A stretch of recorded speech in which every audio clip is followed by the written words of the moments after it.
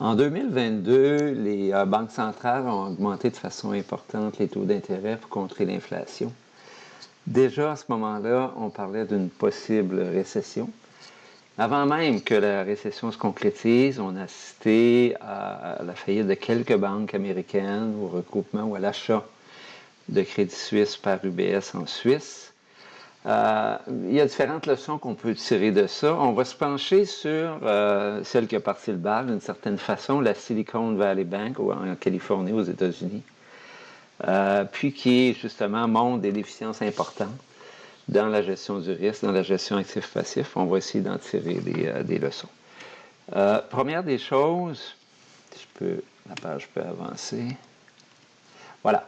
Première des choses, on peut regarder un peu le portrait du système bancaire américain très, très sommairement, puis situer la SVB là, dans ce portrait-là. Il y a aux États-Unis, en termes d'actifs bancaires, 23 000 milliards de dollars, les 4 plus grosses banques représentant 40 de l'actif total. Puis SVB était quand même une banque importante, la 16e, avec 209 milliards d'actifs.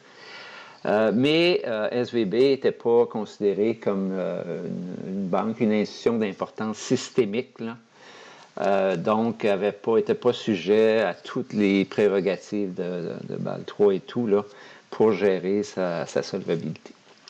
On va aussi regarder son rapport annuel 2022 parce qu'il y a là des indications importantes quant à certaines lacunes ou certaines faiblesses ou certains risques en matière justement de risque financier puis de risque de taux. Le premier, j'en ai noté 4, j'en ai recensé 4. Le premier, les clients de la banque étaient très, très concentrés dans des entreprises dans les domaines de pointe en sciences et technologies. Donc, absence ou très faible diversification au niveau des clients. Puis ce qui devait arriver est arrivé, c'est-à-dire que c'était un secteur des hautes technologies, qui a été durement touché par les premiers élans de ralentissement économique fin 2022. Deuxième élément, on mentionne dans le rapport annuel qu'il y a eu une forte croissance des dépôts en 2021 puis au début de 2022, mais que ça a ralenti par la suite.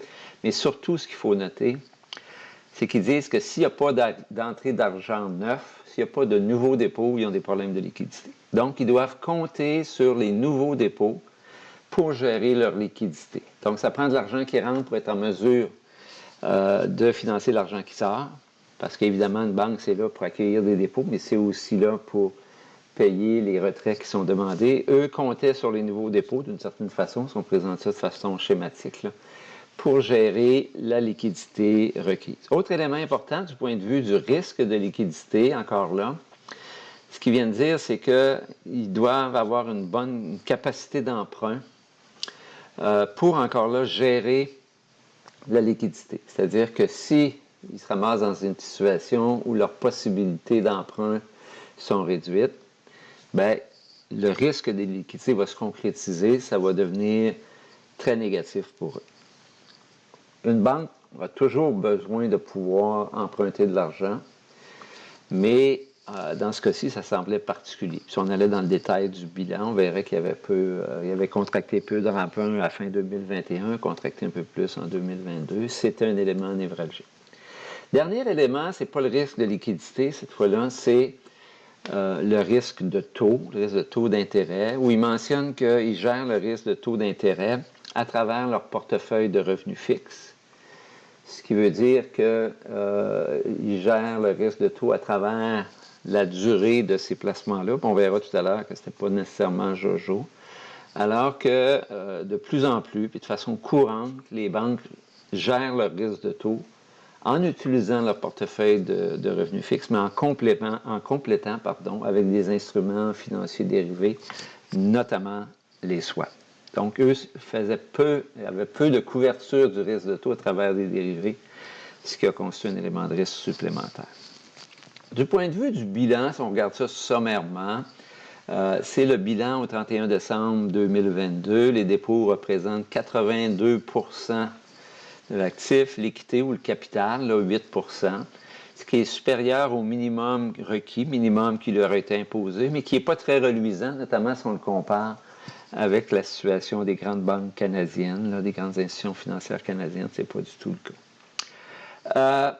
Au niveau de l'actif, donc deux grandes catégories d'actifs, les investissements, donc des titres obligataires essentiellement, achetés sur les marchés, puis des prêts consentis. Donc classiquement, une banque, ça accepte des dépôts, puis ça finance des prêts. Donc les prêts comptaient pour 35 de leur actif. Si on fouille un petit peu plus en profondeur, trois éléments. Le premier, c'est au niveau de leurs dépôts, les dépôts à vue, c'est-à-dire ceux qui sont encaissables en tout temps, suivant un préavis là, de 24 heures ou à peu près, comptaient pour 96 du total de leurs dépôts. Ça veut dire que leurs dépôts avaient une durée là, très courte. Ils pouvaient être retirés, ils pouvaient disparaître pratiquement du jour au lendemain, là. Puis, la banque avait peu de retenue là-dessus. C'était selon la volonté des déposants.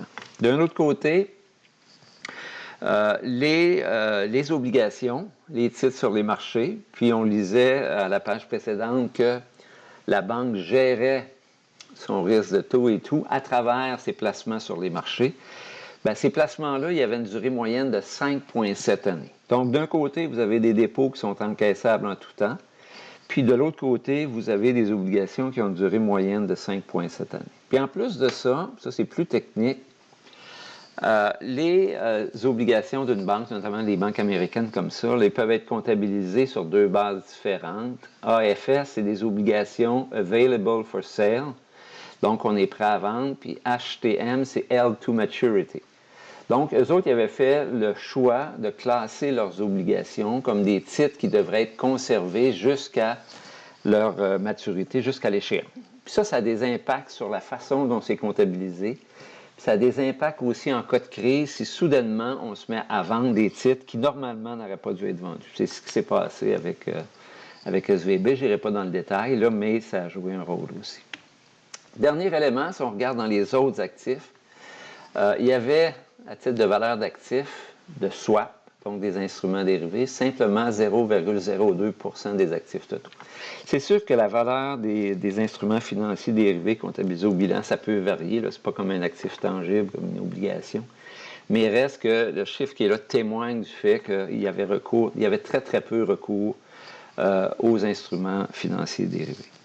Avant de continuer, juste un petit mot d'intérêt. Il y a une capsule que vous pourrez trouver qui traite spécifiquement ou qui présente 4 applications concrètes de l'utilisation des instruments financiers dérivés. Puis le dernier, les swaps, c'est précisément sur la réalité des banques, donc je vous invite à le consulter.